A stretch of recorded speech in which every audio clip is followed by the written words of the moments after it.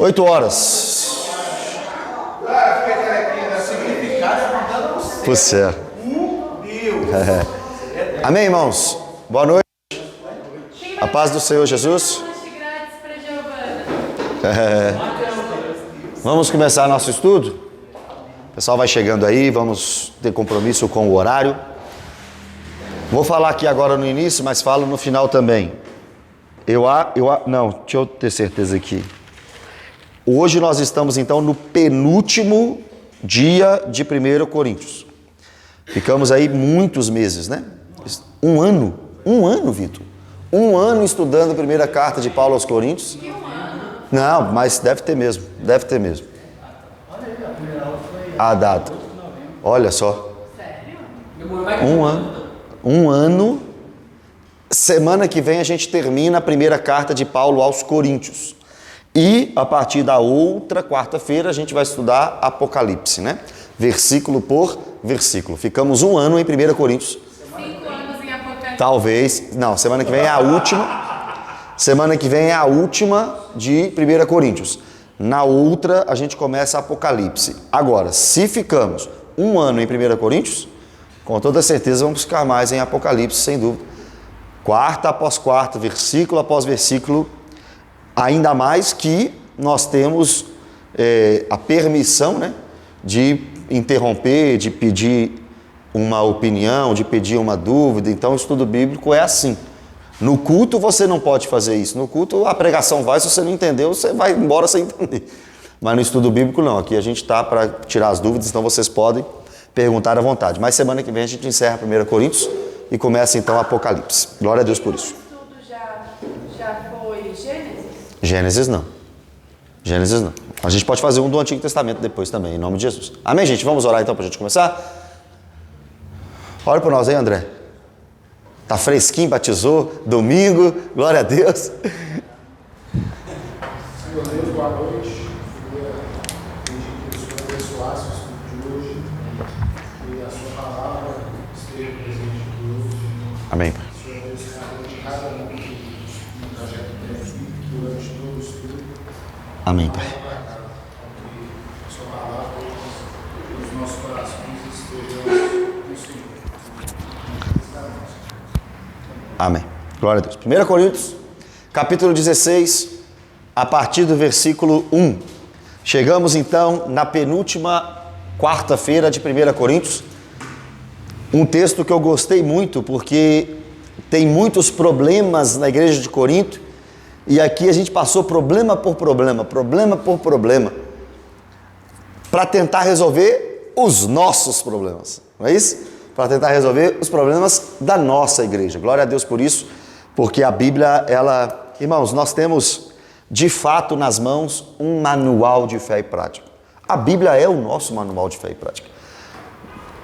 Ela não fala de tudo, a Bíblia não fala de tudo, mas tudo que a Bíblia fala nos guia e nos orienta na vida com toda certeza. Chegamos então em 1 Coríntios capítulo 16, e o assunto de Paulo em 1 Coríntios 16 não é uma exortação, mas é um ensinamento quanto à contribuição. Olha que interessante, já falamos de divisão na igreja, já falamos de homem deitando com a mulher de seu pai, já falamos de litígio na igreja, já falamos de adultério, de divórcio, idolatria, submissão feminina ao marido, ceia do Senhor, dom de línguas, profecia, ressurreição. Tudo isso é assunto de 1 Coríntios. Agora nós estamos no último assunto de 1 Coríntios, que é contribuição, oferta. E quando a gente fala de dinheiro, cria-se um tabu, porque infelizmente as pessoas colocaram, e por culpa nossa, rótulos, né, em pessoas. Por exemplo, um padre. Padre tem fama de abusar de criança. Pastor tem fama de ladrão. Ladrão. É verdade. Político de corrupto. Agora, eu seria insano em falar que todo padre é pedófilo, apesar de hoje ter sido preso um padre pedófilo e abusador aqui em Belo Horizonte. Mas em hipótese alguma existem muitos padres sérios. E existem também muitos pastores sérios, apesar de ter muitos corruptos e ladrões. Existem alguns políticos, não muitos talvez, mas alguns políticos sérios. Fala só um, tô brincando. Não sei assim, eu acho que existe, mas por não conhecer de perto nenhum, eu não posso afirmar, né? Mas, sem dúvida alguma, tem gente séria na política. Posso quase garantir. É difícil, mas tem gente honesta, talvez, na política. Talvez tenha. Talvez tenha. Mais honesto do Brasil. Talvez tenha. Agora, isso vai passar aqui, tá? Talvez tenha. Agora, esse é o bom de se estudar expositivamente. Esse é o bom de se estudar expositivamente um texto. Porque não tem como fugir do texto. Não tem como. Então agora nós falamos sobre a oferta. E veremos como era a oferta no primeiro século. Para ver se a gente está fazendo igual, ou se a gente está fazendo errado, ou se você já foi manipulado por algum líder a respeito de oferta. Olha que interessante. Quanto à coleta para os santos, fazei vós também como ordenei às igrejas da Galácia. Então olha o que Paulo está falando para a igreja de Corinto. Já falei isso lá na introdução, falo de novo. Paulo aqui está em Éfeso, na sua terceira viagem missionária. E ele fundou esta igreja, a igreja de Corinto, na segunda viagem missionária. Ele está em Éfeso, que é a capital de uma região, de uma província chamada Ásia Menor. E ele fundou esta igreja, Corinto, na capital de uma outra província chamada Acaia. E essa província chamada Acaia, ele visita na sua segunda viagem missionária. Então agora ele está na terceira viagem e escrevendo para aquela igreja que ele plantou na segunda viagem. E ele está dizendo que a coleta dos irmãos da Acaia, ou seja, de Corinto, tinha que ser igual ele ordenou para os irmãos da Galácia.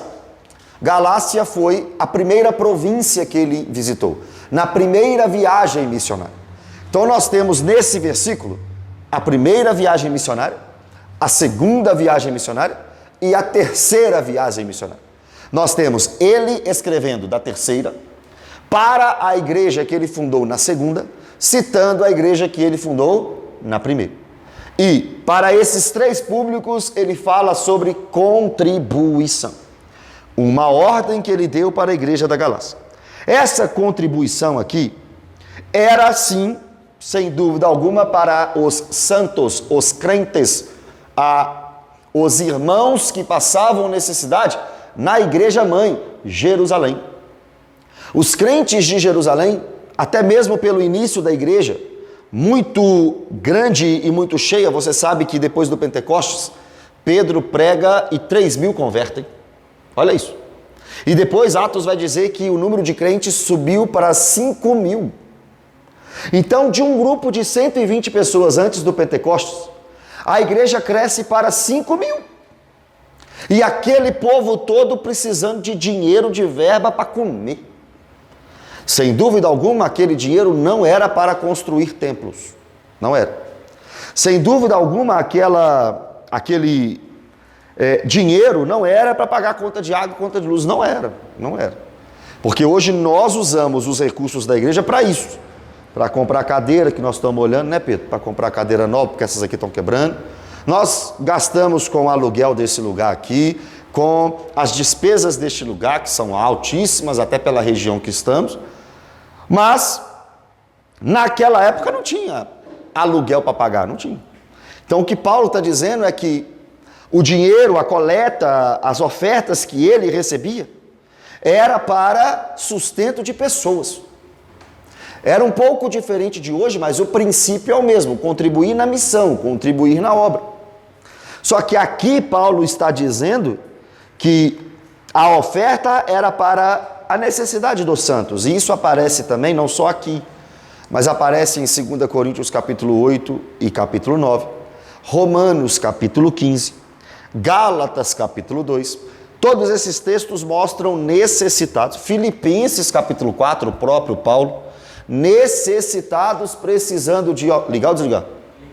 necessitados, precisando de oferta,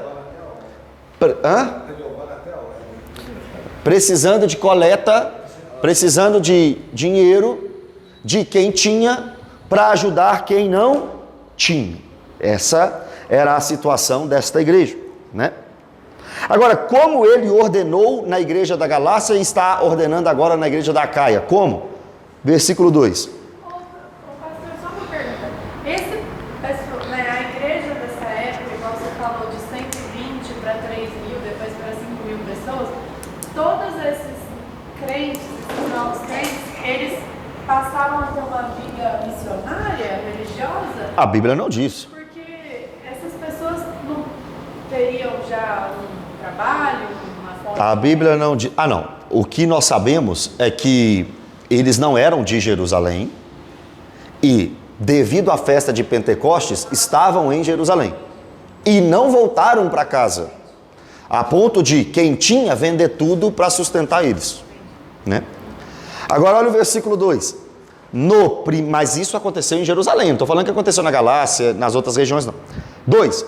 No primeiro dia da semana, cada um de vós ponha de parte em casa, conforme a sua prosperidade, e vá juntando, para que se não façam coletas quando eu for. Muita coisa no versículo 2. A primeira, qual era o dia de reunir oferta em casa? Primeiro dia da semana, domingo. Existem alguns que dizem que domingo é o dia do Senhor. No Antigo Testamento, o sábado é chamado de dia do Senhor. Claramente na Bíblia, o sábado é chamado de dia do Senhor. A ordem era guardar o sábado. Alguns entendem por esse texto e por alguns outros que no Novo Testamento esse sábado passou para domingo. E que a igreja guarda o domingo e o judeu guarda o sábado. Eu pergunto para você,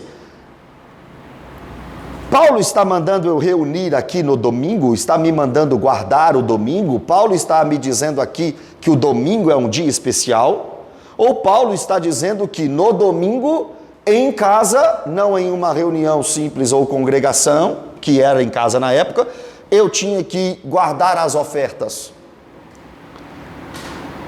O que Paulo está dizendo? Paulo está ordenando a igreja a se reunir no domingo?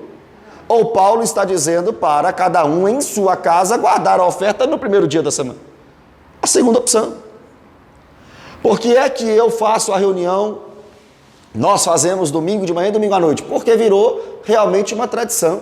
E porque é um dia mais fácil das pessoas se reunirem. Mas eu não entendo domingo como o dia do Senhor, porque a Bíblia não mostra isso. A Bíblia não aponta isso. Domingo como um dia mais especial do que os outros. Não, pelo contrário. A igreja de Jerusalém, Atos 2, reunia todos os dias, diariamente, unânimes no templo. Se você me perguntar, eu já expliquei isso aqui 1000 vezes no estudo bíblico, se eu guardo o sábado, eu te respondo sim. Porque o meu sábado hoje não é um dia, o meu sábado é o Senhor do sábado, Ele é o meu descanso. Ele se chamou de descanso, Ele disse, eu sou o descanso de vocês. Jesus é o nosso sábado, o nosso descanso. No Antigo Testamento devia se guardar um dia como dia de descanso. Este dia era o sábado. O Novo Testamento não passou o sábado para o domingo, não existe isso. Isso é uma tradição cristã, isso não é doutrina bíblica. Eu não sigo tradição cristã, apesar de fazer muita coisa da tradição cristã. Mas o meu norte não é a tradição, o meu norte é a Bíblia. E a Bíblia não me aponta o domingo como um dia especial, não. A Bíblia aponta que no domingo a igreja de Corinto deveria reunir oferta em casa. Vou falar aqui para o segundo ponto desse versículo, mas vou deixar você falar. Olha só, passado esse então primeiro tópico aí de domingo, conforme a sua prosperidade. O valor não é estipulado. É conforme cada um pode. Não é conforme cada um quer. É conforme cada um pode. Você não tem a opção de não contribuir. Eu também não tenho. Mas eu não te falo um valor. Entendeu? Então, o texto está dizendo que é conforme a prosperidade. Paulo não disse conforme a pessoa quer. E eu gosto de uma frase que diz que ninguém tem tanto que não precise de nada, mas também ninguém tem nada pouco, né, que não possa ajudar em alguma coisa. Isso aqui é responsabilidade nossa. Se o irmão está em necessidade, se a conta precisa ser paga, se precisa ser feita alguma coisa, conforme a prosperidade. Pode falar. Quando a gente fala do sábado, eu sempre tenho que ser de meia-noite de sábado para a noite de domingo ou É, tarde para a próxima tarde? Isso, uma tarde para a próxima tarde, segundo o costume judaico. De sexta às 18 até sábado às 18. Então, conforme a sua prosperidade. Pastor, e o dízimo? Porque não tem aqui. Aqui está falando de oferta. E no Novo Testamento você só vai ouvir falar de oferta mesmo. O dízimo, e eu sou dizimista, e aconselho você a ser, não por lei, mas por princípio. Eu não posso chegar aqui falando com você que se você não der o dízimo, Satanás vai roubar seu dinheiro, o cortador, o migrador, o devorador, o destruidor. Não. Até porque se você dizima por isso, seu coração não está em Deus. Você está dando dinheiro na igreja para não faltar para você. Olha como a gente é. A gente está dizimando é para nós mesmo então. Com medo de perder. Não com o coração generoso em dar. Já pensou isso? E este ensino aqui pode fechar essa igreja. Pode. Porque se você entender que não é lei e não quiser mais dizimar e não quiser mais contribuir, você não vai contribuir. Mas eu não tenho medo disso não. Porque eu tenho que pregar a verdade. Se acabar, acabou. Se não tiver mais dinheiro para pagar aluguel aqui da igreja, o que eu faço? Pastor Flavinho, não tem dinheiro lá mais não. O que a gente faz? Fecha isso aí. Então tá bom. Deixa eu procurar outro lugar para congregar. Vamos congregar na Praça do Papa. Estão precisando de um pastor com seu perfil em manga, divisa com a Bahia. Vou deixar a senhora falar, só um minuto. Compreenderam? Eu dizimo todo mês, aqui nesse lugar. Mas eu não dizimo com medo do cortador, do migrador, do destruidor e devorador. Eu dizimo porque eu sei que esse lugar precisa pagar conta. E sou fiel todo mês. Agora, o que Paulo e a Bíblia me ensina no Novo Testamento é a generosidade sem valor estipulado. A generosidade não é uma opção, é uma obrigação do cristão. Mas eu não posso chegar aqui para você e falar assim, você tem que dar o trismo, 30%. Deus está me mostrando 10 pessoas com R$1.000. Deus não está me mostrando isso não. Deus está me mostrando 50 pessoas com R$500. Deus não está mostrando isso. E como é que você sabe que Deus não está mostrando isso? Porque não tem isso na Bíblia. Como é que a gente sabe? Ah, mas você está julgando o profeta. Exatamente. Estou julgando a profecia. Porque Paulo me ensinou a julgar a profecia. Paulo não me ensinou a falar assim, ó, você não é de Deus não. Não. Paulo está me mandando julgar o que a pessoa está falando. O que ela está falando? Se não tiver base bíblica.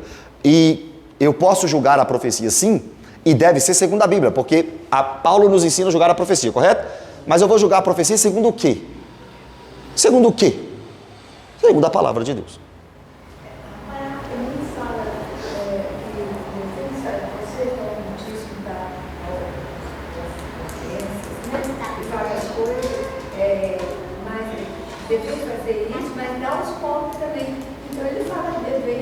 Isso. Vamos lá. O dízimo, ele é apresentado no Novo Testamento em 4 versículos. Mateus 23, é esse que a senhora citou. Lucas 11, 42. Lucas 18, 12. E Hebreus capítulo 7, do 1 ao 10. São essas 4 passagens. Em todas essas passagens, Jesus e o autor aos Hebreus não está apontando uma regra da nova aliança, mas está citando o que era feito na antiga aliança. Quer ver um exemplo para deixar isso bem claro? A senhora lembra que quando Jesus curou os leprosos, os 10 leprosos, o que ele disse? Vai ao sacerdote e apresenta. Eu pergunto à senhora, se a senhora for curada hoje de lepra, a senhora deve ir ao sacerdote apresentar para ele te liberar a conviver? Não, mas Jesus falou isso. Mas Jesus falou para ir para o sacerdote. Por quê? Porque Jesus disse isso para um judeu que estava ainda na antiga aliança para obedecer à lei de Moisés. Isso aqui precisa ser gravado, ó. Jesus viveu na antiga aliança. Hebreus me diz que a nova aliança começa na morte do testador. Quando se dá a nova aliança? Quando Jesus pisa na terra? Não, ele veio cumprir a antiga. Ele cumpre a antiga na cruz. E quando ele morre, a nova aliança agora então vale. O Novo Testamento está firmado. Pastor, mas a história de Jesus está no Novo Testamento. Sim, a história está sendo contada no Novo Testamento. Quando ele morre ou quando ele ressuscita? Quando ele morre. Quando ele morre, dá início à nova aliança. Quando ele morre, Hebreus diz isso. E a ressurreição é importante, como já vimos aqui, para a nossa justificação. Ok? Pastor, o que eu faço? Continue contribuindo do jeito que você faz. Se o seu coração estiver na generosidade.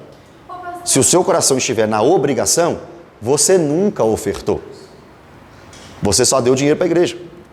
Se o seu coração for de generosidade, aí você continua ofertando. Deus ama o que dá com alegria, não com pesar. Dou dinheiro para a igreja a vida inteira. A pergunta que eu te faço é, você já ofertou? Que eu estou vendo, ok, você já falou, dou dinheiro para a igreja inteira. Falou certo, dou dinheiro. Mas não tem a ver com isso, tem a ver com um coração generoso. E é isso que Paulo está falando aqui. Mais uma vez, generosidade não é opção, é uma obrigação, mas o valor não é estipulado. Eu dou 10% porque eu entendo que a igreja precisa, mas a necessidade, lá no mundo, a ocasião faz o ladrão. Faz ou não faz? Já ouviu esse ditado? A ocasião faz o ladrão. Mas aqui a ocasião não pode fazer o ladrão. O que faz a gente caminhar aqui é a doutrina. É a doutrina. E eu não posso ter medo de ensinar isso. Pelo contrário, olha para você ver como a gente é. Imagina se um pastor tem medo de ensinar isso e fica assim, ó, não posso ensinar isso porque senão as pessoas não ofertam mais. Mas por que eu não penso o contrário? Não, eu vou ensinar isso porque as pessoas vão entender e aí que elas vão ser generosas mais. Por que eu não posso pensar do outro lado? Eu tenho que andar segundo a verdade, né? Muita gente, e principalmente do meio neopentecostal, eu não disse o meio pentecostal, eu disse o meio neopentecostal. O meio neopentecostal engana e engana muito as pessoas quando o assunto é dinheiro. Eles querem muito dinheiro, muito dinheiro. Como é que chama? Campanha e tal, mas como é que chama aquele negócio, gente?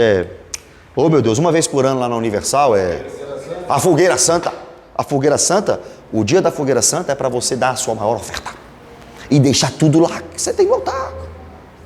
Porque Deus vai te dar mais. Tá entendendo? A Mundial do Valdemiro Santiago já cobrou o trízimo. Disse que naquele mês os membros não dariam 10%, dariam 30%. Como é que isso pode ser bíblico se Paulo está dizendo que é conforme a generosidade? Perdão, conforme a prosperidade. Conforme cada um pode. Você ia falar alguma coisa?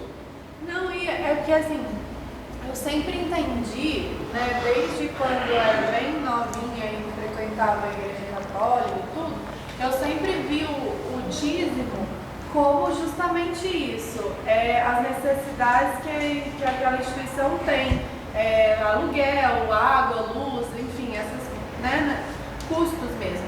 Só que hoje eu já entendo como assim, tudo que eu tenho vem de Deus, quem me deu foi Deus, então é só o reconhecimento disso, de que tudo que eu tenho é dele mesmo, então uma parte está voltando de onde veio, entendeu? Sim, Marcelo. Não necessariamente pensando só na perspectiva que é real, que eu entendo dos custos da igreja, porque com essa mentalidade que eu estou te falando, de que já veio de Deus e só está retornando, eu dizimo independente da igreja em que eu estiver. Sim, claro. Essa situação que você citou aí dos 10%, isso você está tirando de Deuteronômio 14? Deuteronômio, só um minuto. Vitor, eu te mandei um negócio no celular que vai chegar alguém para fazer uma entrega de doação aqui para o bazar. Acho que é um polo branco, não sei se já passou, se não passou, olha aí para mim, por favor. No Antigo Testamento, nós temos em Levítico 27, a partir do versículo 30, nós temos em Neemias 10, nós temos em Deuteronômio 12 e Deuteronômio 14 as leis sobre o dízimo. E também em Malaquias, onde ele cita o dízimo no capítulo 3. Né? Em todos esses textos, inclusive no que você disse, a Bíblia mostra 4 tipos de dízimo, 4 tipos. Olha para você ver que interessante. O judeu dava 4 tipos de dízimo. O dízimo para o sustento do levita, o dízimo do próprio levita, o dízimo para ações sociais em Israel e o dízimo para festas judaicas. Nem se a gente quiser, a gente consegue dizimar como um judeu. Porque a gente não dizima para sustentar a festa judaica. Nós não temos sacerdotes daqueles do Antigo Testamento para sustentar. Nós não fazemos ação social só de 3 em 3 anos. É completamente diferente. E contribuímos de acordo com a generosidade. Pastor, e se eu não quiser ofertar? Isso fala mais de você do que da igreja, do que desse estudo, do que da gente. Se você não quiser ofertar, você não entendeu o que é ser membro de igreja. Se você não quiser contribuir, você não entendeu o que é dar suporte aos necessitados. Você não entendeu. Você precisa entender. Você precisa compreender. Então, o versículo 2 me faz ainda mais querer ofertar. Sem pressionar ninguém. Sem pressionar ninguém. Não precisamos pressionar para isso. Não é pelo medo. Não é pelo medo, é pelo ensino. É pelo ensino. Ok? Eu não sei se vocês já viram algum pastor falar isso sobre o dízimo, né? Eu não sei se vocês já viram algum pastor ensinar isso sobre oferta. Não sei. Mas essa é a verdade. E eu tenho absoluta certeza do que eu estou falando. Ok? Vamos lá.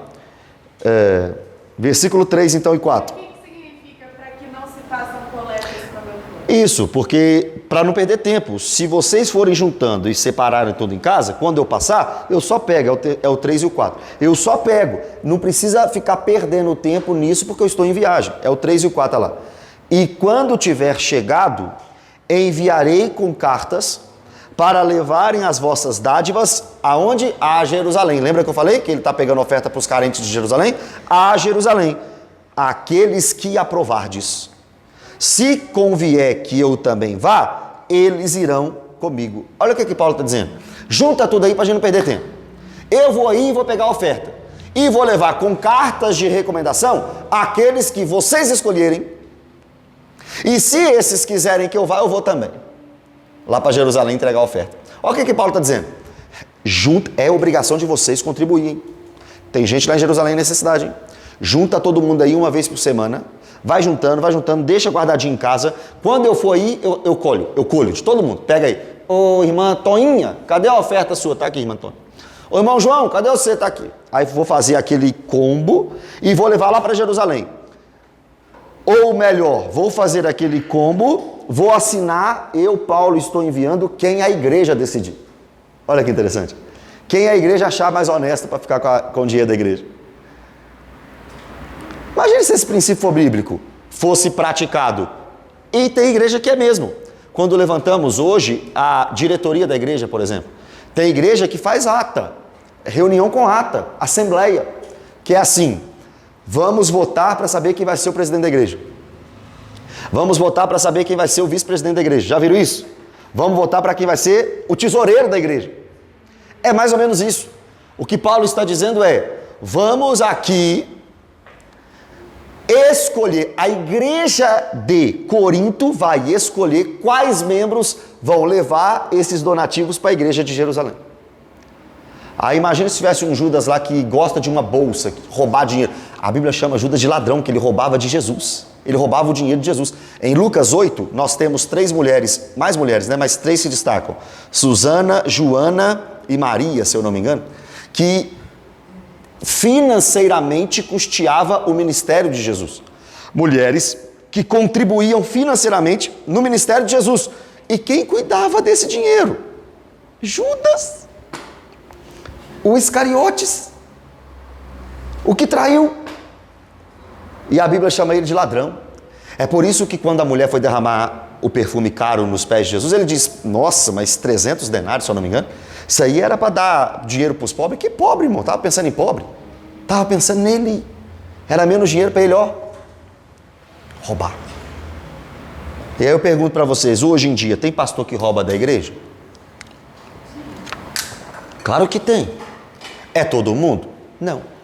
Mas esse texto nos mostra que existem pessoas que ainda são confiáveis. Paulo está dizendo que quem eles escolherem, quem for aprovado em Corinto, vai ser enviado por Paulo com os donativos. Nossa, Paulo, mas vai ter que ser de confiança, porque se esse camarada extraviar essa carga, era o medo, vai. E se esse camarada pegar para ele, é o medo. Então, separa pessoas que vocês confiam. Isso é até um livramento para o pastor, para a igreja. Não, mas foi vocês que decidiram quem, mano. Imagina se desse um problema, mas vocês que falaram que podia. Existem pessoas que não são confiáveis, mas ainda existem pessoas que são confiáveis. Ainda existe pessoa que quer levar a sério o evangelho. Ainda tem pessoas que você pode entregar o dinheiro da igreja na mão deles. Na mão deles. E se, irmãos, como sempre solta bomba aí de vez em quando, explode uma bomba, e se descobrirmos que aquela pessoa está roubando da igreja, é exclusão total. Exclusão. Não pode mais fazer parte do nosso meio. Está roubando da igreja. Não é isso? Nós ofertamos, contribuímos, dizimamos por princípio, contribuímos com a casa de Deus na esperança e na confiança de que os líderes estão fazendo um bom trabalho. Inclusive, aqui na igreja, o pastor Pedro é responsável pelas finanças. Você tem total direito de perguntar para ele o que a igreja está fazendo com o seu recurso. Pode perguntar a ele lá. O Vitor teve até uma ideia, uma certa vez, de fazer uma prestação de contas, né? É importante, é bom fazer isso mesmo, né? Mas não é por curiosidade, não, irmão. Vem para ajudar, vem para contribuir, vem para enxerir. Eu quero ver que... Não é esse coração. Nós somos uma família, sem qualquer falsidade, vivendo a verdade, expressando a glória do Senhor, uma família vivendo o compromisso do grande amor de Cristo. Isso que eu queria que a gente fosse aqui, uma família, entendeu? Sem esconder nada, mas com muita transparência. Acabei de falar para vocês, nós estamos querendo comprar cadeiras. Tá dando lá 11 mil reais lá, Pedro? 11 mil reais para comprar quantas cadeiras lá? 60 cadeiras, 11 mil reais, irmão. O que esse povo tem na cabeça? O que esse povo tem na cabeça? Nós temos o recurso, graças a Deus. Já estamos com dinheiro. Te respondi lá qual que eu achei melhorzinho. Olha lá, vamos ver se a gente compra. Por quê? Porque, pergunta para o Eustáquio, seu marido. Ele que está ajudando. Porque isso aqui desmonta tudo um monte de vezes e tal, e está quebrando. Você já sentou em alguma cadeira torta aqui na igreja? Dá para levantar? Já. Pois é. Tá ali, ó. Mas tá lá. Quem já sentou numa reta? Ninguém. Mas nós vamos consertar isso aí, graças a Deus, estamos com recurso e vamos comprar. Amém? Amém? Então dinheiro nessa igreja não vai ser tabu. Não vai ser uma dificuldade. Vocês vão contribuir e nós vamos prestar conta. E nós vamos contribuir também. O dia que chegar as cadeirinhas, vocês vão ver, graças a Deus. Pintamos aqui, ó, eu sei quem doou a placa. Eu não posso falar. Não deixa eu falar. Mas doaram a placa para nós, graças a Deus. O linho está aí maravilhoso. Agora, compramos tinta, com tudo. Um outro irmão aqui da igreja deu para a igreja os brinquedos do Kids, está tudo lá, e deu as cadeirinhas do Kids e a mesa. Coração generoso, graças a Deus. Um outro irmão que nem é daqui já falou que vai nos ajudar a consertar o meio-fio ali. Só que essa não é a nossa prioridade ainda, porque ainda nós estamos terminando esse negócio da placa e da pintura e tem umas certas dificuldades aí também de estrutura que nós estamos vendo com o dono do imóvel. Resolvendo isso, Pedro, junta esses homens aí, o Gabriel aí, ó. O Gabriel é bom disso aí, ó. Ele entende esses trem. Terminando essas questões estruturais que estão nos barrando, vamos tentar consertar isso aí também em nome de Jesus. Pode seguir? Entenderam, gente? Então é isso, estamos aqui com o coração no Senhor, estamos aqui com o coração em paz, estamos aqui com o coração em Cristo. Versículo 5. Marcelo tá até indo embora depois dessa. Depois você me explica. Versículos passados, vamos embora. Versículo 5, então, irmãos, vamos até o 9. Ele fez de tudo para sair discreto. Versículo 5. Irei ter convosco, por ocasião da minha passagem pela Macedônia, porque devo percorrer a Macedônia. Olha que interessante, Paulo está na Ásia Menor.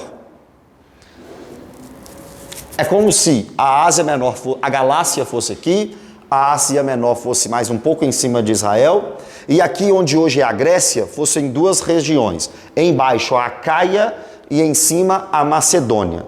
O que Paulo está dizendo é, eu estou na Ásia Menor, aqui no centro do mapa. Eu quero ir ver vocês aí embaixo, em Corinto, quando eu for para Macedônia. O que ele está dizendo? Ele está dizendo que ele vai sair da Ásia, que ele vai fazer a volta para Jerusalém, passando pela Acaia, para ir para Macedônia. Ele está falando, eu tenho esse projeto, eu tenho este plano, e eu quero ver vocês nessa minha viagem. E bem pode ser, versículo 6, que convosco me demore, ou mesmo passe o inverno. O que Paulo está falando aqui? É difícil viajar no inverno. Se eu for para vocês, eu quero chegar na Macedônia, mas se eu passar em Corinto, eu vou ficar aí até acabar o inverno. Não vou me aventurar por esses caminhos no inverno. Agora, para que me encaminheis na viagem que eu tenha que fazer.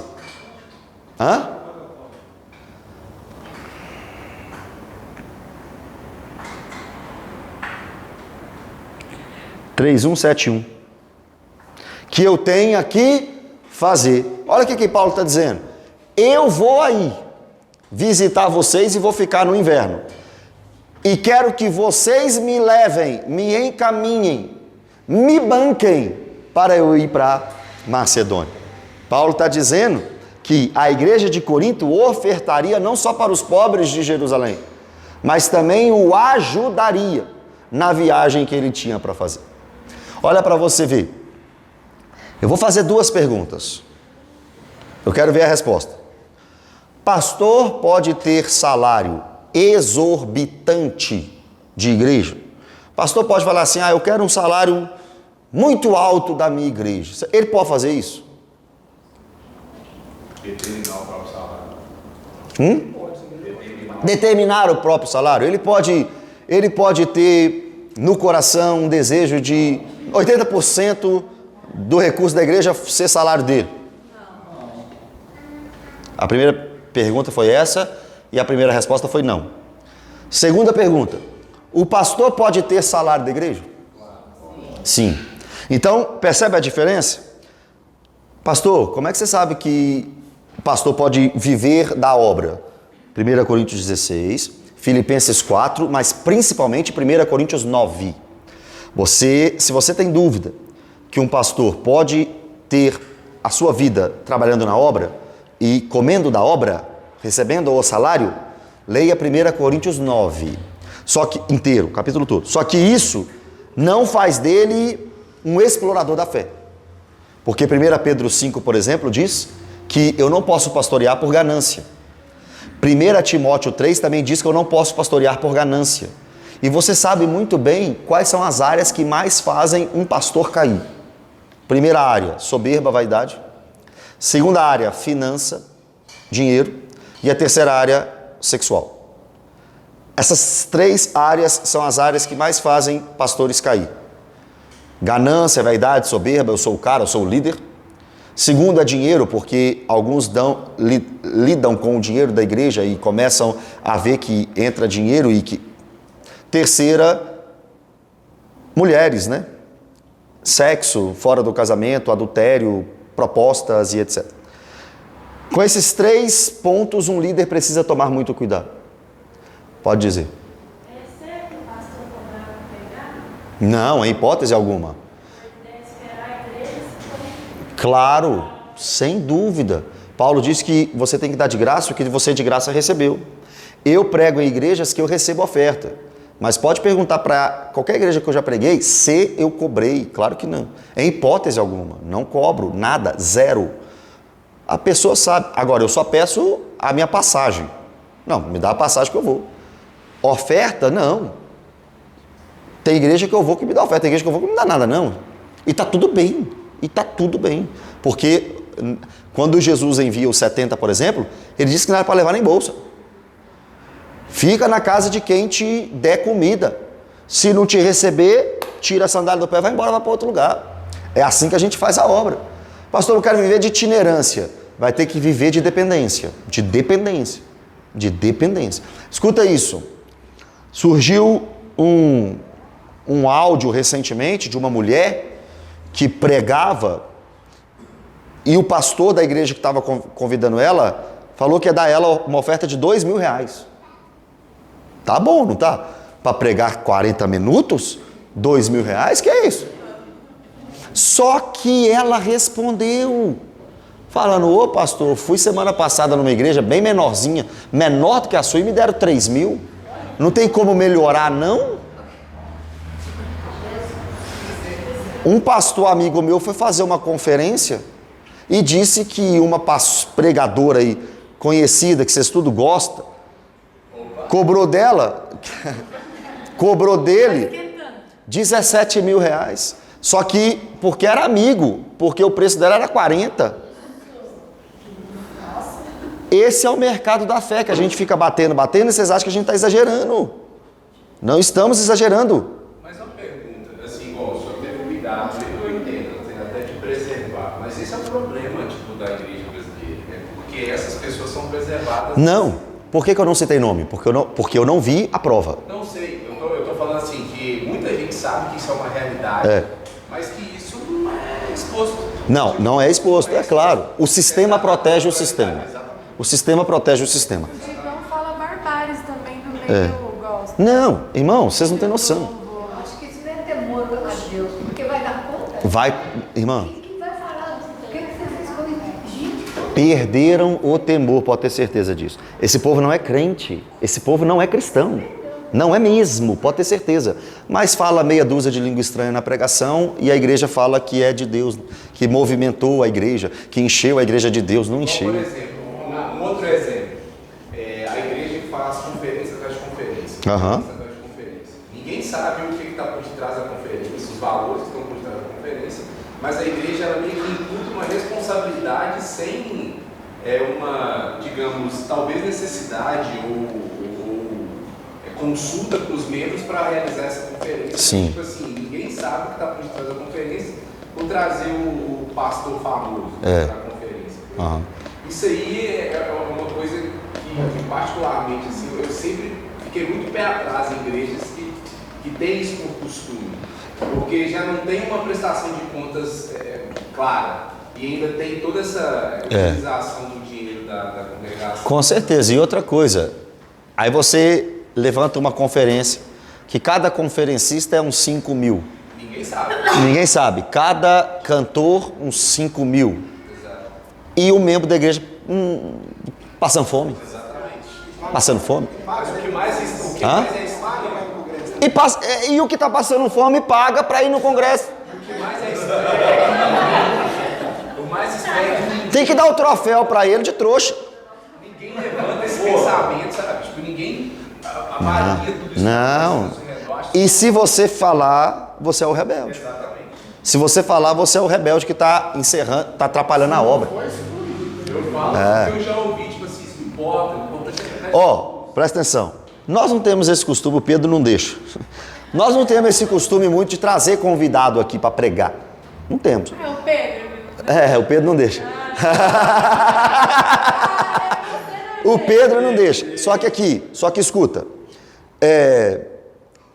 Tivemos uma época aqui na igreja que não tinha louvor e a gente chamava o pessoal da matriz para vir aqui de manhã e outro de noite. Nós bancávamos, é óbvio.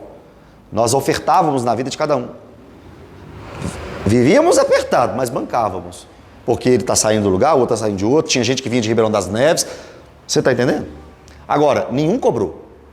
Se cobrar, Não vem aqui, não pode ir em lugar nenhum, gente. E tem gente que cobra, que tem tabela de preço. Virou comércio, virou um produto.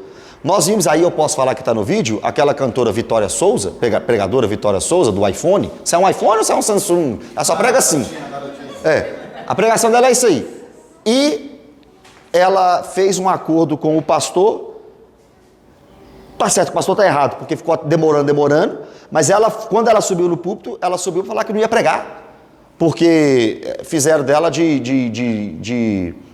fizeram ela de trouxa lá, de boba lá, porque ela esperou para pregar. Aí o pastor falou com ela, mas você cobrou caro, você foi cara, você vai pregar sim. Quer dizer, eu nem quero que você pregue mais, porque você cobrou muito. Você está entendendo? É assim, irmãos. É assim que funciona, assim caminha a humanidade. Que Deus tenha misericórdia de nós. Fala, Vitor. Fala, Vitor, porque por que eu estou falando isso tudo? Não é à toa, não. Eu estou falando isso tudo porque a igreja de Corinto iria encaminhar Paulo na viagem. E Paulo recebeu oferta da igreja de Filipos. E Paulo disse em 1 Coríntios 9 que o líder pode receber salário. Mas por que isso tudo? Porque eu disse que existe uma diferença entre algo que é digno e entre os que estão abusando da igreja. É por isso. Vai. Os cantores gospel, eles têm direito autoral? Porque a gente, assim, se ele cobra para ir cantar... Alguns cobram, alguns sim. Eu ia perguntar justamente sobre esse ministério de louvor. Que, por exemplo, você é só você. Você não precisa mais ninguém. Mas ministério de louvor geralmente tem baterista, tem a banda completa, aí tem o hold, que é o pessoal da produção.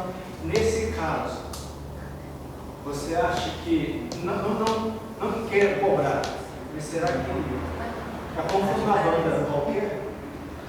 Entendeu? Entendi. Você acha que nessa visão tinha que aplicar a mesma coisa com a pregação ou você acha que... A mesma coisa, a mesma coisa. Existem os músicos que são assalariados da igreja. Estão ali como funcionários da igreja. Esses recebem seu salário como obreiro. Agora, existem aqueles que querem montar sua banda. Se eu chamar um camarada desse, por exemplo... É porque eu estou pensando na sua pergunta. Se eu chamar um cara desse para fazer louvor, por exemplo, e ele falar comigo só, o custo é tanto, eu não... Muito obrigado. Porque se ele vier, eu vou ajudar a ponto de cobrir o custo. Mas ele não precisa me falar o custo. Não precisa. O camarada, um outro que eu vi numa rádio lá em São Paulo uma vez, falou que ele não cobra para pregar, mas olha o que ele falou. Ele não cobra para pregar, mas que ele espera uma oferta pela oferta. Vou explicar. Ele oferta a ida dele lá e as pessoas ofertam na vida dele um dinheiro. Que ele tem ele não cobra, mas ele tem a expectativa da oferta que ele vai receber, porque ele está ofertando. Aí falou que é a lei da... Hã?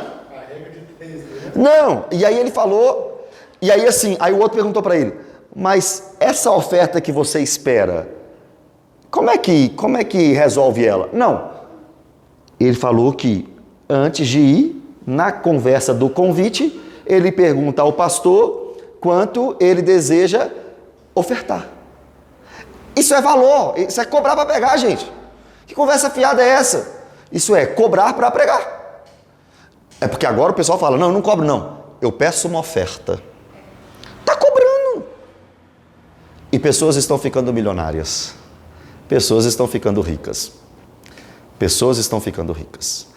40 mil reais para pregar. Do pressuposto que, assim, teoricamente, estou sendo muito sincero, não sou contra, mas assim, teoricamente, ministério de louvor não é uma coisa, vamos dizer assim, vou usar a palavra, às vezes não é essa, tá? Mas vou usar essa palavra, essencial, vamos dizer assim. Porque o ministério de louvor vira algo cultural só. Não existe o ministério de louvor na Bíblia, né? Sim. Na Bíblia a ordem é todos cantarem juntos. Exatamente.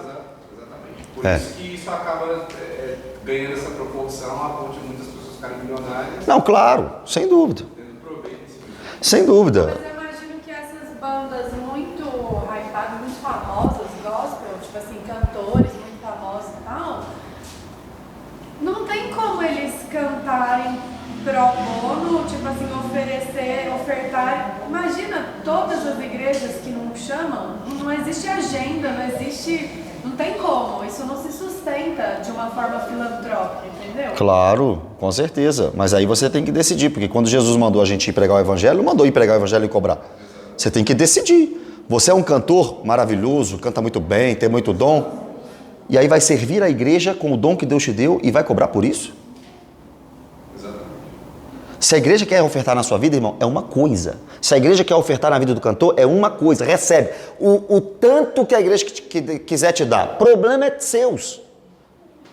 Agora, eu só vou se me der. Um outro cantor, foi o Thales Roberto, o cara apareceu na televisão. Tá vendo quando eu cito o nome é porque eu tenho provas. Ele falou que foi estipulado um preço para ele e ele só... um preço para ele ir cantar. Aí tá, ele aceitou. Chegou no hotel. Do hotel, isso o cara tá no YouTube, você pode ver lá. No hotel, aí tem que ver se é verdade o que ele tá falando. Eu tô falando que ele falou. Que esse cara ficou no hotel falando, se não me der os restos, é porque ele cobrou 50% adiantado, se não me der os outros 50%, eu não vou. Eu só vou se me pagar.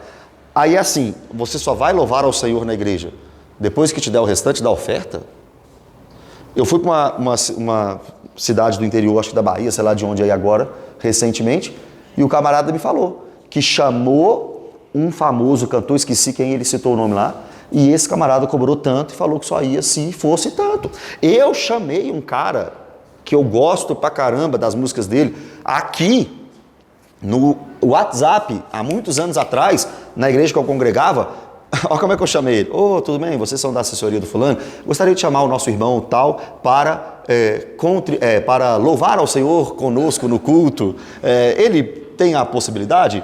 Aí me mandaram. Claro que tem, seria um prazer receber. Nós estamos aqui com uma promoção.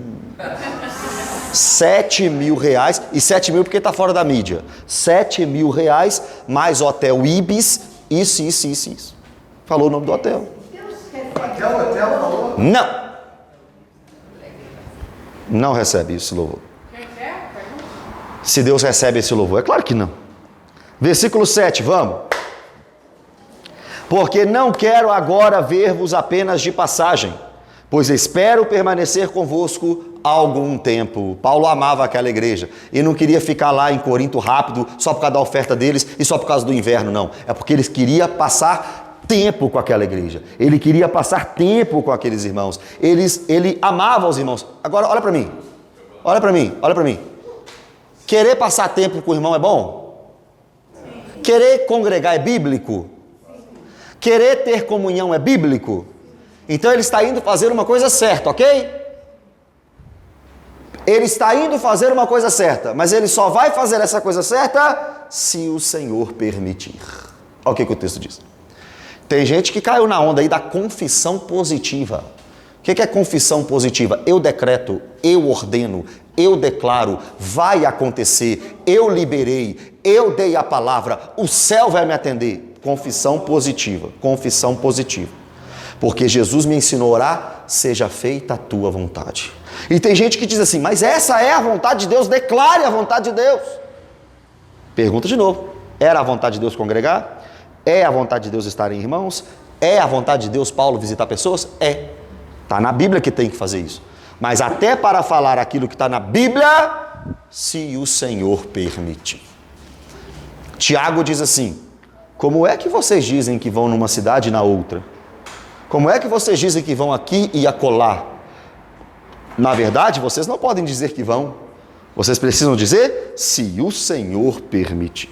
Se o Senhor. Por isso que eu sempre posto lá quando eu vou pregar. Amanhã, se Deus permitir. Porque se Ele não permitir, você não vai, meu irmão. Eu vou chegar em casa hoje, tá? Alguém pode garantir isso? Se o Senhor permitir, eu chegarei em casa. E eu tenho que escutar de seguidores da confissão positiva, que isso é falta de fé. Se você não declarar, você não tem fé. Se você não ordenar, você não tem fé. Se você não der ordem às circunstâncias, eu dou ordem nem na Mariana, irmão. Irmão, nem o Samuel está me obedecendo. Quanto mais as circunstâncias. Eu conheço um que deu ordem para o mar. Eu conheço um que deu ordem para o vento. Eu conheço um que abriu o mar. Nem Moisés abriu o mar. Quem estava aqui domingo sabe. Não foi Moisés que abriu o mar, foi Deus. Moisés só obedeceu, estendeu o bordão. E quem fez o vento soprar? Foi Deus. Eu não dou ordem para nada não, irmão. A minha oração é: seja feita a tua vontade. Seja feita a tua vontade. Quer ver? Vou mostrar para vocês aqui uma anotaçãozinha minha, só para vocês terem ideia. 1, 2, 3, 4, 5, 6, 7, 8, 9, 10, 11. 11 versículos no Novo Testamento. De Jesus e os apóstolos dizendo: se Deus permitir, se Deus permitir, se Deus permitir. E o crente de hoje: eu ordeno, eu declaro, eu mando, eu dou ordem aos céus. Você não dá ordem em nada. Em nada. Ele é Deus. Ele é Deus. A Bíblia diz: quando estiveres na presença de Deus, sejam poucas as suas palavras, porque Ele está no céu e você apenas na terra. A sua palavra não muda nada. Tem gente que fala que palavra tem poder. A palavra tem poder no sentido de provérbios, né? Qual é o sentido? O efeito de um discurso. Ou seja, ei, Giovana, como é que chama isso aí? Blusa. Blazer. Que blazer feio, hein? Esta palavra tem o poder de entristecer a Giovana. Ei, Giovana, que blazer bonito, hein? Esta palavra tem o poder de alegrar a Giovana. Não tenha o poder de mudar o blazer da Giovana. Tem gente que acha que a palavra tem poder de: eu ordeno, eu declaro que esse blazer vai virar amarelo. E se não virar, porque não tem fé. Não é isso, meu Deus. É o efeito na pessoa, o poder de entristecer, de alegrar, de mudar o ambiente, o clima, é isso. Mas não de mudar coisas. Quem muda coisa é quem criou as coisas, irmão. É Deus. Eu chego a ouvir que se a pessoa está doente e não for curada é porque não teve fé. Então Paulo não teve fé, porque Paulo disse que ele pregou pela primeira vez na Galácia doente, por causa de uma enfermidade. Ele disse para Timóteo tomar um pouco de vinho por causa das frequentes enfermidades no estômago. O profeta Eliseu morreu doente. E esse povo, eu não sei o que eles pensam também, porque eles dizem que Jesus vai curar todo mundo o tempo todo. Então ninguém vai morrer, é fácil ser eles, né? E todos eles têm plano de saúde. Usa óculos. E usa óculos. Então, meu filho, fala para sua vista ser curada agora, tira esse óculos. Eu ordeno que os meus olhos vão ser... Irmãos, tem doutrina que eu discordo. Tem doutrina que eu abomino. Teologia da prosperidade, confissão positiva, hipergraça. Isso tem que ser... a gente tem que mandar isso para o inferno, porque foi de lá que saiu. Essas doutrinas são diabólicas. Nossa, eu fiz um trabalho na faculdade sobre a Universal, né? Aí tem um vídeo, cara, aquilo me dá um embrulho no estômago. O menino, nitidamente com uma deficiência neurológica, um menino tetraplégico naquela cadeira de rodas que é tipo um triciclo, e o cara pondo a mão na cabeça dele: sai, demônio, não sei o que, não sei o que. E a mãe, tipo assim... Sem graça ali, né? Super, como se o menino fosse possuído. Sim, endemoniado. Tem alguma deficiência neurológica grave e tal. Nossa, esse vídeo, sério, me embrulha. E isso que nós estamos falando dá tanto pano para manga, que são tantos exemplos, mas fiquemos com isso e vocês na maturidade vão saber lidar com o que eu estou falando, né? Mas o que eu quero deixar focado é: se o Senhor permitir. É se Deus permitir. Tudo na nossa vida é se Deus permitir. Ele já permitiu. Quem te disse? Até aqui ele já permitiu, é verdade. Até aqui para frente, olha para você ver. Eu estou falando de doença aí. Paulo deixou Trófimo doente em Mileto. Outro exemplo bíblico. Cuidado com isso, diga.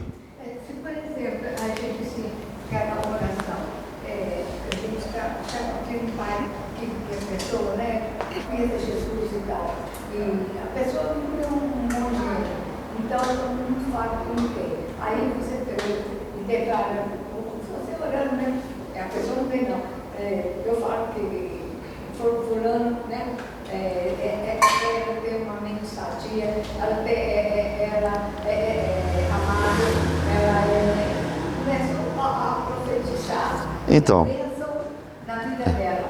Isso é válido? Então, olha o que você pode fazer. Você pode orar muito por uma pessoa. Senhor, eu peço que ela seja isso. Eu peço que ela seja isso. Porque quando a gente fala, a pessoa é amável, isso é o poder que a gente acha que as nossas palavras têm. Se eu falar, vai acontecer. E não é assim. Senhor, eu peço que o Senhor invada aquele coração. Eu peço que o Senhor toque aquele coração. Eu peço que o Senhor dê graça a ela. É assim que a gente ora. A gente não ora. Isso, sabe o que chama isso? Isso chama confissão positiva, né? Mas é fé na fé. É fé na fé. Nós, às vezes, não temos fé em Deus. A gente tem fé na fé. Parece que se eu tiver fé, tudo que eu quiser acontece. Mas não é assim. Eu tenho que ter fé no Deus que pode todas as coisas. Vamos lá, porque eu vou pedir para vocês mais 5 minutos. Nós acabamos sempre 9 horas em ponto, mas só para terminar aqui. Versículo 8. Ficarei, porém, em Éfeso até o Pentecostes. Ele quer ir na Macedônia, passando pela Caia. Mas ele está dizendo, eu vou ficar aqui na minha cidade até terminar a festa de Pentecostes em Jerusalém. Olha o 9. Porque uma porta grande e oportuna para o trabalho se me abriu. O que Paulo está dizendo?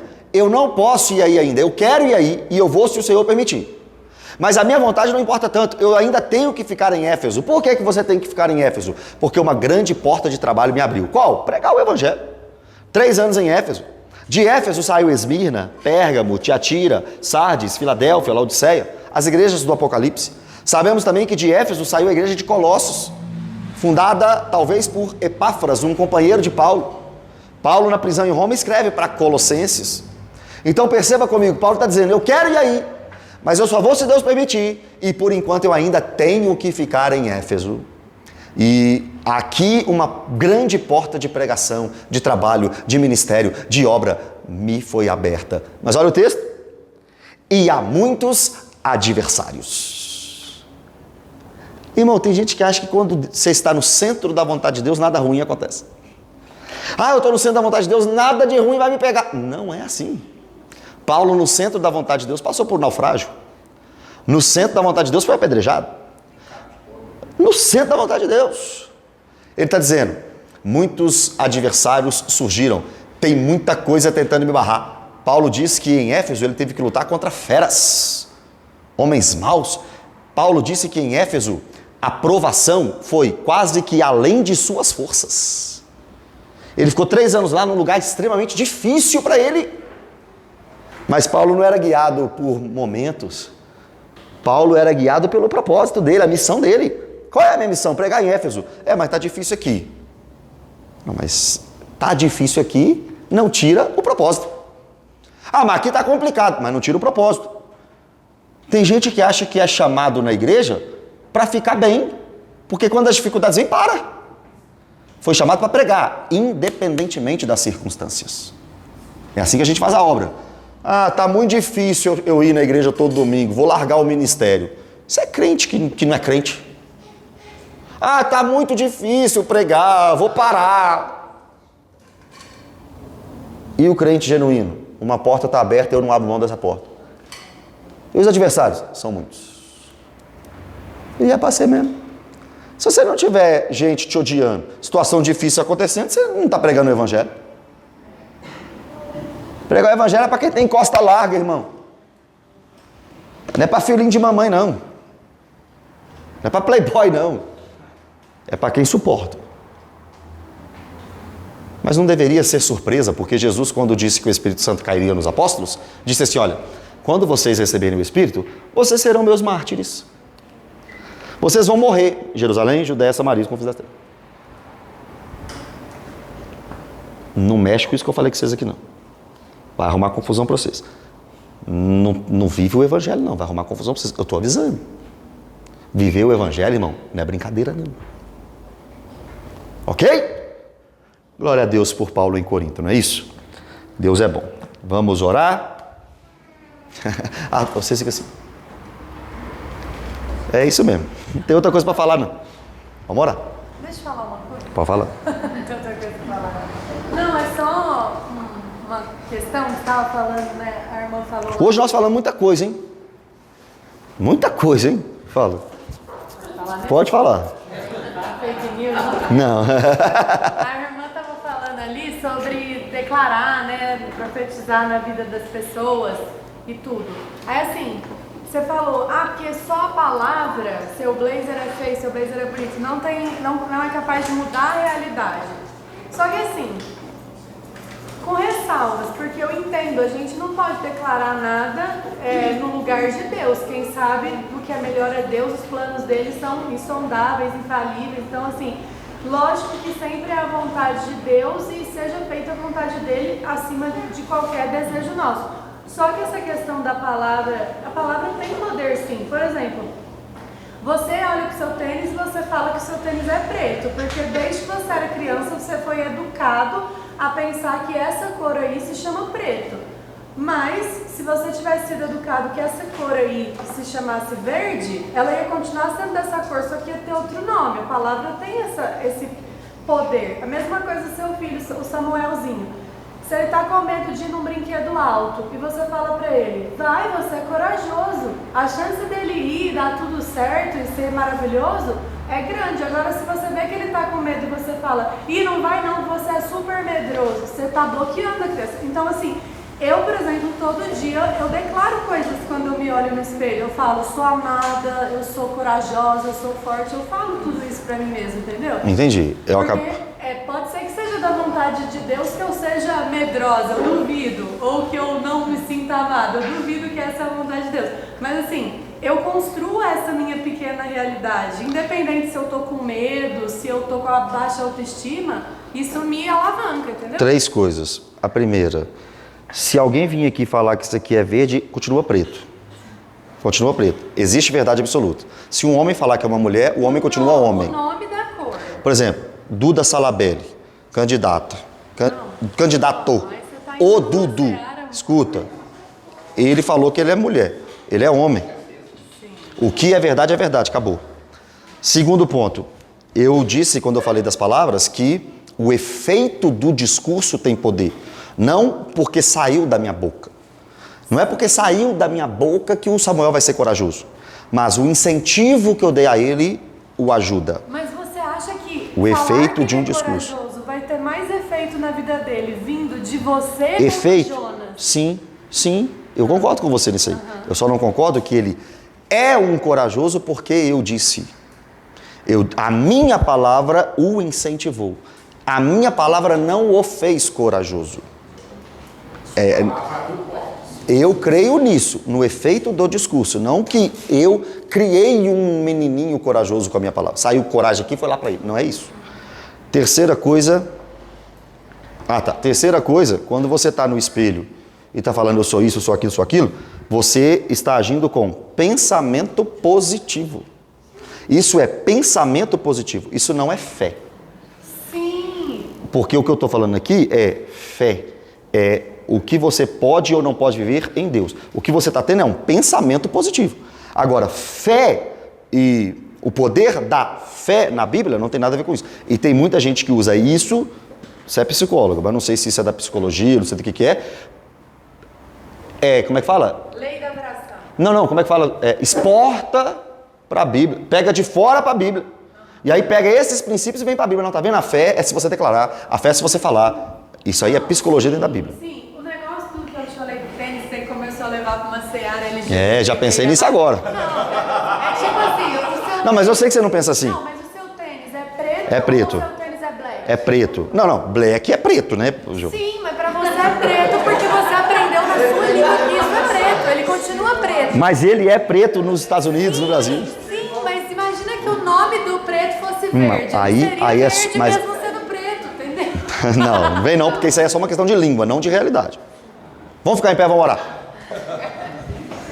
Você tá entendendo, mas Entendi. você é do contra. Você que é do contra. A favor de quem é contra. Você não vai dar nada, você vai ser isso, não vai ser isso. Nada.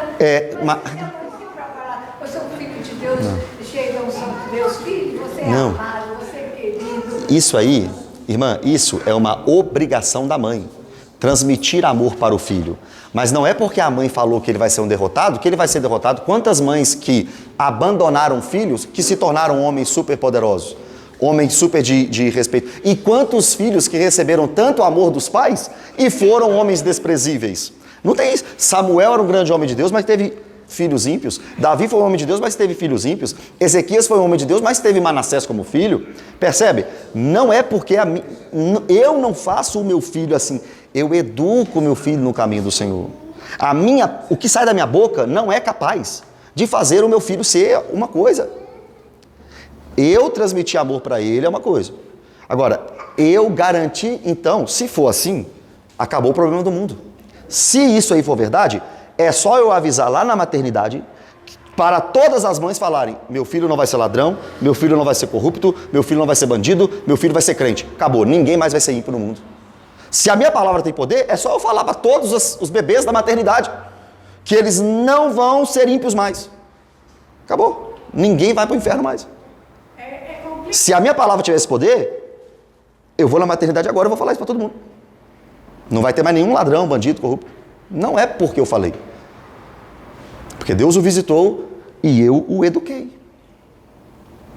E o contrário também. Quantas pessoas vêm aqui na igreja e falam: minha mãe me odiava, minha mãe me desprezava, eu ouvi tantas palavras negativas lá na minha infância, mas hoje é um grande homem de Deus. Não, realmente, 90% da população carcerária não cresceu sem a figura materna, mas é mera coincidência. Não, eu não estou falando que não tem influência na vida do filho um pai e a mãe.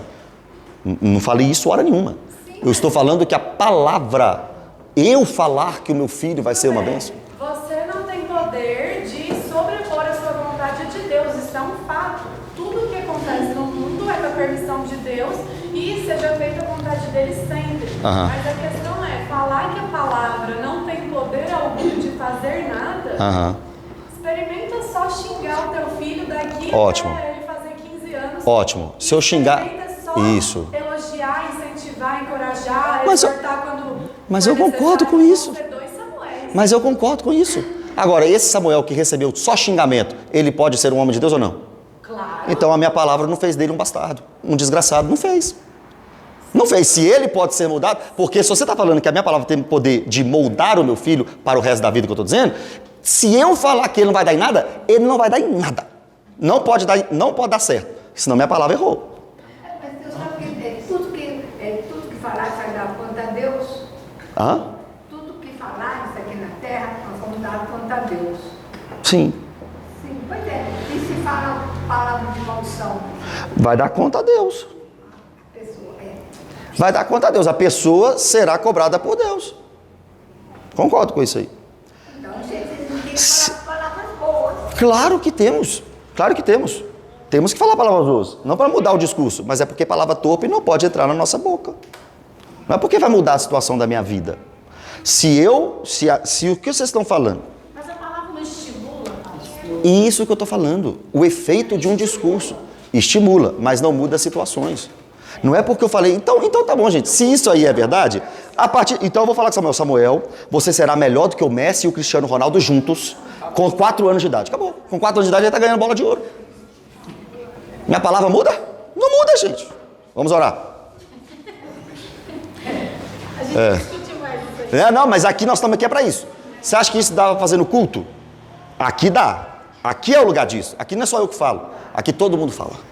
Estudo bíblico é para isso. Amém? Vamos orar. Vamos orar. Pai, obrigado, Senhor. Giovana, me ajuda aí. Pai, obrigado, Senhor, por este estudo bíblico, pelos meus irmãos, por esta igreja. Obrigado, Pai, pelo espaço que nós temos para conversar, debater assuntos que são saudáveis para nós, Pai. Obrigado, Deus. Pedimos ao Senhor, Pai, que a gente volte para casa em paz, segundo o Teu querer, segundo a Tua graça. Pedimos ao Senhor, Pai, que tudo isso aqui seja ruminado por nós em todo o tempo. E eu peço ao Senhor, Pai, que no próximo estudo a gente esteja aqui com mais fome e mais sede do Teu poder. Em nome de Jesus, amém e amém. Duas coisas. Vamos nos juntar aqui.